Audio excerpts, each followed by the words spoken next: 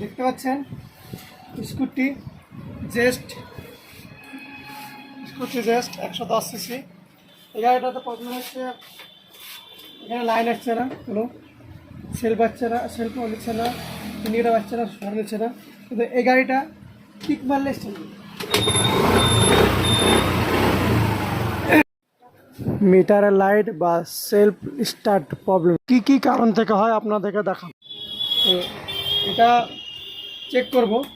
প্রথমে এখানে 20 ভোল্টে নিতে হবে, নিয়ে চেক করতে হবে মাইনাস প্লাস। ব্যাটারি কাছে দেখা, মিটারের কাছে দেখা 1278 আসছে, 69, 79, 78, 79। তো ব্যাটারিটা ঠিক আছে মনে হচ্ছে। একে সামনে চেক করবো, এদিকে এটা ধর, এখানে চাবি সুইচ, ইগনিশন সুইচ আছে, ওটা খুলবো না, আমি এখানে দেখে নেব।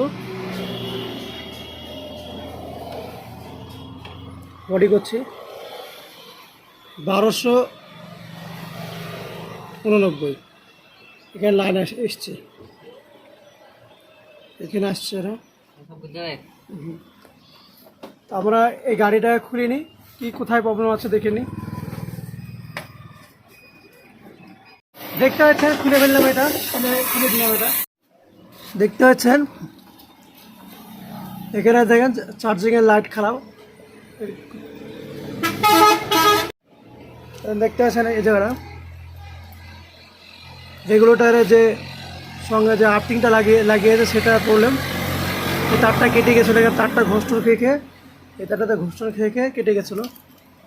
তো প্রবলেমটা পাওয়া গেছে, তো বাইনটা কাটা এই যে এখানে, এই যে তারা কেটে গেছে। তো এখন আসছেন না, আপনারা দেখাবো তারটা জয়েন দিয়ে।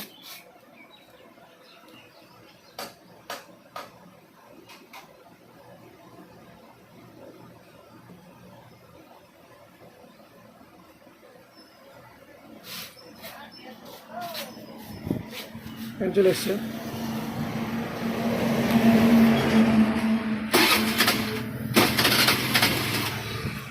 সবই নিচ্ছে, স্টার সবই নিচ্ছে। তো দেখতে পাচ্ছেন ওটা ওর আমার কোম্পানি ব্যাটারি চেক করেছিলেন, ওর গাড়ি ব্যাটারি প্রবলেম আছে বলে। তো এর বাড়িটা চার্জ কম ছিল, তো ব্যাটারি চার্জ ঠিক আছে, এটা লাগিয়েছি। তো দেখতে পাচ্ছেন ফিউজ ঠিক ছিল, এখানে জ্যাকটা নতুন লাগিয়েছি। এই গাড়িতে, এই জেস্ট স্কুটি জেস্ট গাড়িতে 110 সিসি গাড়ি স্কুটিতে আপনারা যখনই আর্থিংয়ের কোনো সমস্যা হবে, কী হবে, লুজ কন্ট্যাক্ট হবে বা ব্যাটারি কোনো আয়রন পড়বে, সুইচের গন্ডগোল হলে এই প্রবলেমটা আছে। ইকো পাওয়ার চলে আসলে গাড়িটা স্টার্ট হবে না। তো আশা করি আপনাদের ভিডিওতে শেখার কিছু তথ্য দিতে পেরেছি। আনোয়ার অটো সেন্টার, এই টেকনিক্যাল ভিডিও পাওয়ার জন্য আপনারা আমার এই চ্যানেলটাকে সাবস্ক্রাইব করুন আর লাইক শেয়ার কমেন্ট করুন। ঠিক আছে, ওই তারটা কাটা ছিল, ওর জন্য আসছিল না। এখন সব প্রবলেমের সমাধান। এবার এটাকে ফিটিং করবো, ফিটিং করে আপনাকে দেখাচ্ছি।